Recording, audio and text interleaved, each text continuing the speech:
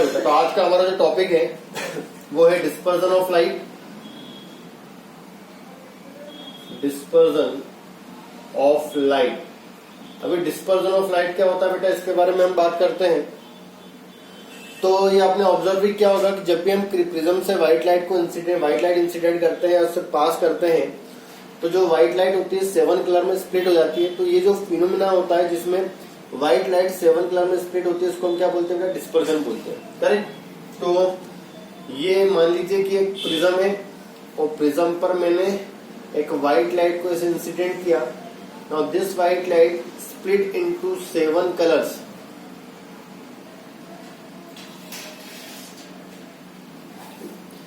ये जो स्प्लिटिंग होती है व्हाइट लाइट की 7 कलर्स में, इसी को हम क्या बोलते हैं बेटा?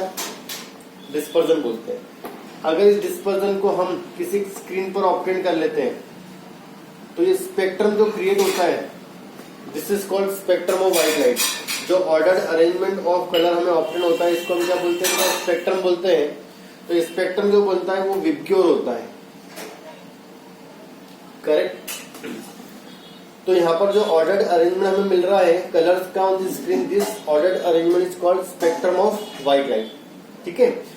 तो ये जो फिनोमेना होता है इसको डिस्पर्जन कहा जाता है। तो अगर यहाँ पर एक चीज ऑब्जर्व की जाए, हर एक जो कलर है वो अलग अलग एंगल पर डेविएट हो रहा है। ये इंसिडेंट लाइट को मैंने आगे बढ़ाया तो ये वाला कलर अलग एंगल पर डेविएट हो रहा है, ये कलर अलग एंगल पर डेविएट हो रहा है।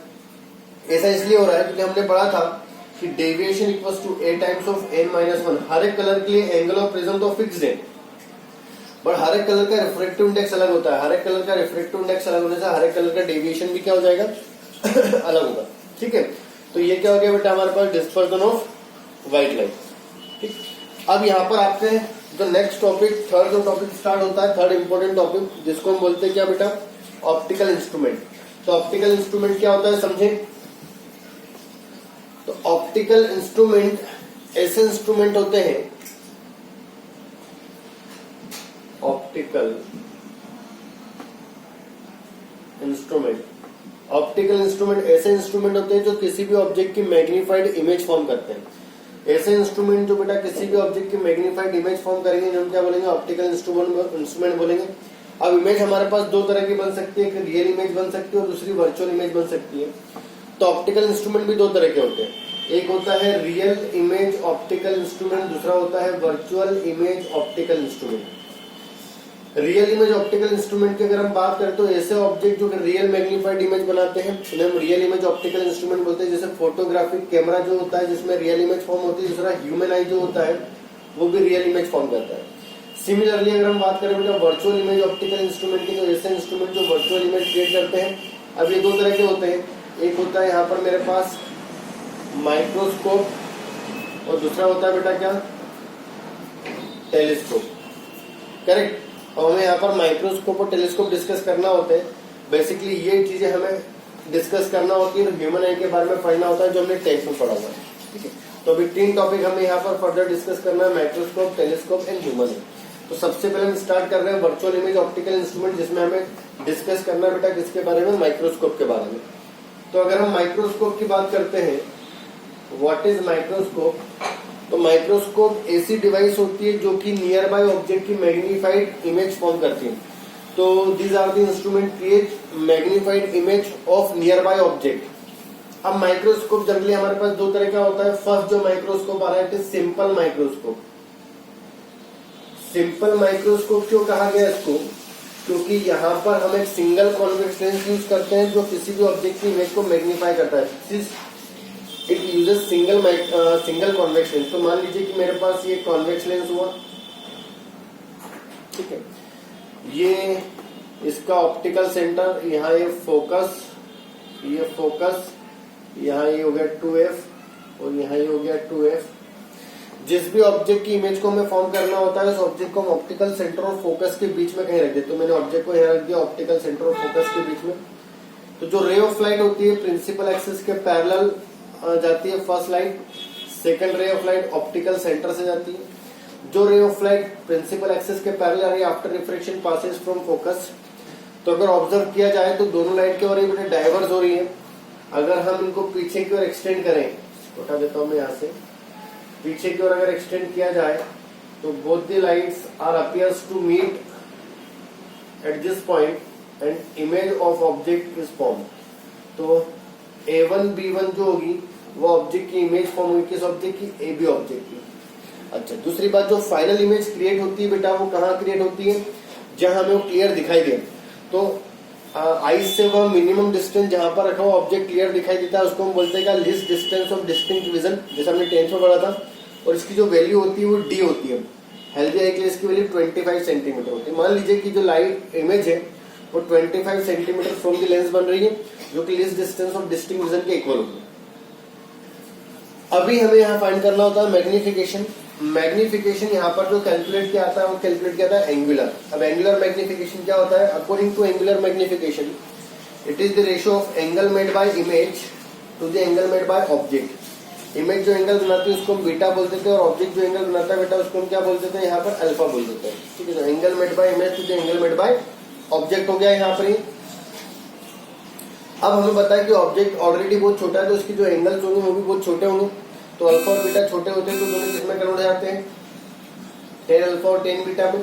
तो यहाँ पर हो गया 10 बीटा बाय 10 अल्फा, करेक्ट। अब जो ऑब्जेक्ट एंगल बनाता है वो कब बनाता है, जब ऑब्जेक्ट कहाँ रखा होता है बेटा, डी पर। तो angle made by image to the angle made by object when object is at D. Object का होना चाहिए डी पर होना चाहिए। तो मैंने क्या किया है, इस ऑब्जेक्ट को उठा के यहाँ पर मैंने क्या किया, डी पर। तो डी पर आने के बाद जो ये एंगल क्रिएट करेगा, this angle is called what, alpha. और ये जो एंगल होता है इसको हम क्या बोलते हैं बेटा, यहाँ पर बीटा। तो दो एंगल बन रहे हैं अल्फा और beta.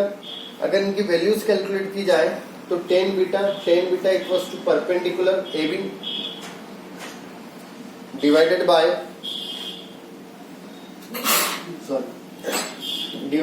OB।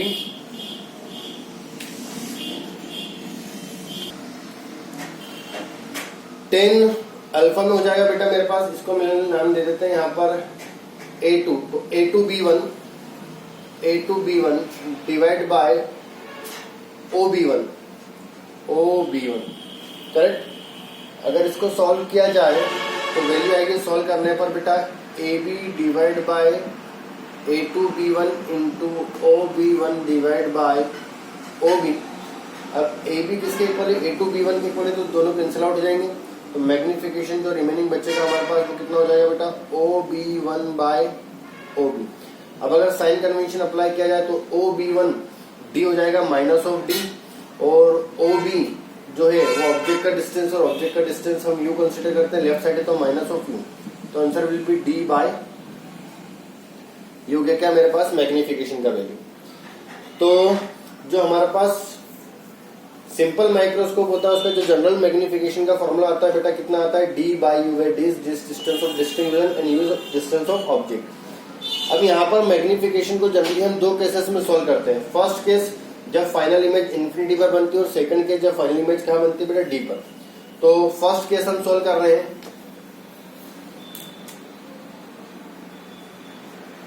Case 1, when final image obtain at infinity. तो बेटा जब इमेज इन्फिनिटी पर बनती है तो ऑब्जेक्ट कहाँ रखा होता है, फोकस पर रखा होता है। तो ऑब्जेक्ट को रख देते हैं हम फोकस पे, तो m is equal to D by F। ये मेरे पास एक मैग्निफिकेशन आ गया। और case 2, when final image obtain at D। तो जब इमेज D पर बनती है तो ऑब्जेक्ट माइनस U पर होगा। अब फोकल लेंथ कॉन्वेक्स की पॉजिटिव ही होती है, तो अगर रिलेशन यूज किया जाए 1 by F equals to 1 by V minus 1 by U, तो 1 बाय F पॉजिटिव होगा minus 1 by D plus 1 by U। D के ऊपर U आना चाहिए था तो D का मल्टीप्लाई कर देते हैं 1, तो D by F is equals to minus 1 plus D by U, and D by U is called magnification. इसको इधर लेके आ गए तो D by F plus 1 is equals to magnification. तो इस केस में मैग्निफिकेशन की वैल्यू ये हो जाएगी। तो यहाँ पर हमें दो तरह का मैग्निफिकेशन मिला, जब फाइनल इमेज इंफिनिटी पर बनेगा और जब फाइनल इमेज कहाँ बनेगा बेटा, D पर क्रिएट होगा, करेक्ट। चलिए नेक्स्ट क्लास में हम डिस्कस करेंगे कंपाउंड माइक्रोस्कोप एंड टेलीस्कोप।